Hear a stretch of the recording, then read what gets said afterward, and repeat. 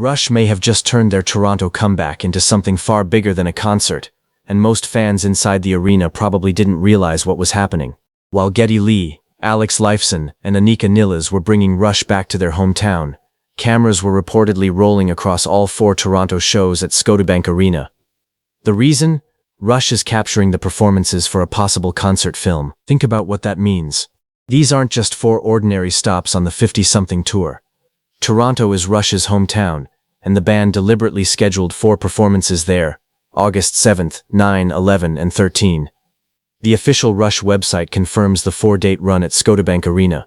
And now, those nights may be preserved on film. For a band that spent more than a decade away from the stage, the timing is almost impossible to ignore. Geddy and Alex returned to live performance in 2026 to celebrate more than 5 decades of Rush music and honor their late bandmate and drummer, Neil. But there's another reason Toronto matters. This is the city where Rush began. And as the cameras captured these hometown performances, the question suddenly became much bigger than how good is Rush's comeback. It became, are we watching a moment Rush wants history to remember? And what happened next made that question even more fascinating. What makes this even more surprising is that Rush didn't simply announce a camera crew for one special night. They're filming all 4 Toronto performances. That means August 7th, 9, 11, and 13 are being treated as one enormous piece of history rather than 4 separate concerts. The shows are sold out, and Rush's official tour schedule confirms the 4-night hometown run at Scotiabank Arena. And that decision says something. Rush has always understood the importance of preserving its live history, but this particular tour carries a completely different emotional weight. It's the band's first major tour in more than a decade. Geddy Lee and Lifeson are back on stage together, with drummer Anika Nilles taking on the enormous challenge of performing material originally played by Neil Peart. So Toronto isn't just another city on the schedule, it's home. And now, every reaction, every note, every standing ovation, and every unexpected moment could potentially become part of Rush's permanent visual history. Reports say the footage is being captured for a possible future concert film, although Rush has not announced exactly what the final release will look like. And that uncertainty is what makes this so intriguing. Because if Rush believed these Toronto shows were simply another stop on the tour, why make the cameras part of all 4 nights? The answer may have everything to do with the man who isn't on that stage anymore, Neil Peart. And this is where the story gets emotional. Because filming these Toronto shows isn't just about preserving another Rush concert. It could be about preserving this version of Rush. For years, fans assumed they had already seen the final chapter. Rush had stopped touring after the R40 era, and Neil Peart's death in 2020 made the possibility of the band returning to the stage seem almost impossible. Then came 2026. Geddy Lee and Lifeson decided to step back onto the stage together for the 50-something tour, with Anika Nilles behind the drums. And now, in their hometown, that reunion is being captured on film.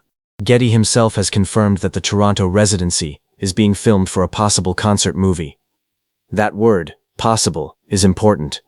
Rush has not announced a finished movie, release date, or exactly what footage will eventually become.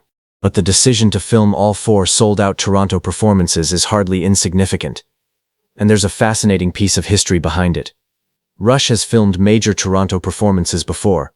Their Grace Under Pressure tour video, for example, was recorded at Maple Leaf Gardens in Toronto in 1984. More than 4 decades later, Rush is once again turning Toronto into a recording studio for its live history.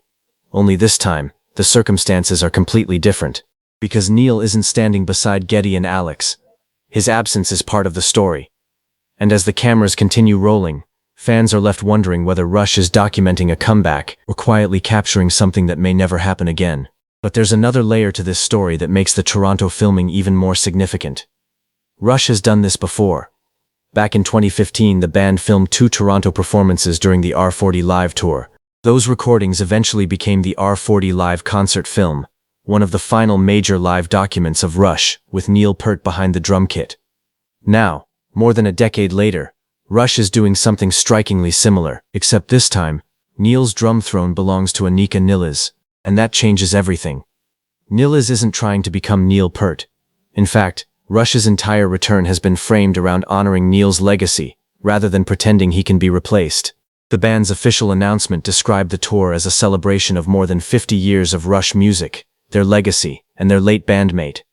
That makes the Toronto cameras feel almost symbolic. They aren't simply recording Geddy Lee and Lifeson playing old songs. They're documenting what Rush sounds like after Neil Peart. And Toronto is arguably the most appropriate place to capture it. Geddy and Alex grew up in the city, and Geddy reportedly called Toronto a natural choice for filming because of that connection. So imagine what those cameras are seeing. Thousands of fans watching a band they once thought they would never see again. Geddy standing at the microphone. Alex stepping into the spotlight. Anika attacking songs that help define progressive rock. And behind all of it, the unmistakable shadow of Neil. The footage could eventually become more than a concert movie. It could become a time capsule, a permanent record of the moment Rush discovered what life on stage could look like again. But then came the question nobody could ignore. If Rush is already filming this historic return, what exactly are they planning to do with it? And perhaps the biggest clue is that Rush is not treating this like a routine tour recording. The band is capturing all 4 Toronto shows in their entirety for a potential concert film. That gives the production team something most single-night recordings simply cannot provide.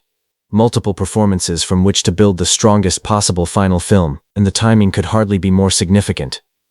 This is Rush's first tour in more than a decade. It is the first major live run featuring Geddy Lee and Lifeson since 2015, and the first without Neil Peart, who died in 2020. So imagine the pressure surrounding these performances. Every song carries history. Every drum fill invites comparison. Every time Geddy and Alex look across the stage, fans know they're witnessing something that once seemed impossible. And Anika Nilles is right in the middle of it. She isn't simply playing drums for a legendary band. She's performing music that Neil helped define for generations of Rush fans.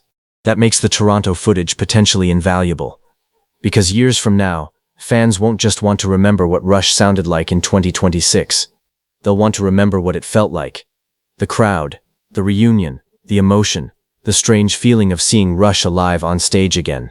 And Toronto may become the definitive record of that moment. Geddy Lee explained that Toronto was a natural choice for filming because both he and Lifeson grew up there. But there's still one thing Rush hasn't told us. When those cameras finally stop rolling, will this footage become the official film documenting Rush's return? And if it does, this could be the concert Rush fans will be watching for decades. And maybe that is the real story behind what Rush just did in Toronto. They didn't simply return home. They created a record of the return. 4 sold-out nights at Scotiabank Arena, August 7th, 9, 11, and 13, are being filmed in their entirety for a potential concert movie. Geddy Lee has described Toronto as a natural choice because he and Lifeson grew up there. That makes these shows more than another chapter in the 50-something tour. They are a snapshot of Rush at a moment nobody could have guaranteed would ever happen. Geddy and Alex are back together. Anika Nilles is carrying the drum parts. Neil Peart is gone, but his music remains at the center of the experience. And thousands of Toronto fans are watching a band they once thought they had already said goodbye to. Rush has not announced that a finished concert movie is coming, so nobody should mistake the filming for a confirmed release. But the footage itself is real. The 4 Toronto performances are real, and the band is deliberately preserving this extraordinary homecoming. And perhaps years from now, that footage will mean even more. Because when people ask what Rush's return actually looked like, Toronto may be the answer. Not because Rush tried to recreate the past, but because, for a brief and remarkable moment, they found a way to move forward without leaving their history behind. And that may be the most unexpected thing Rush could have done.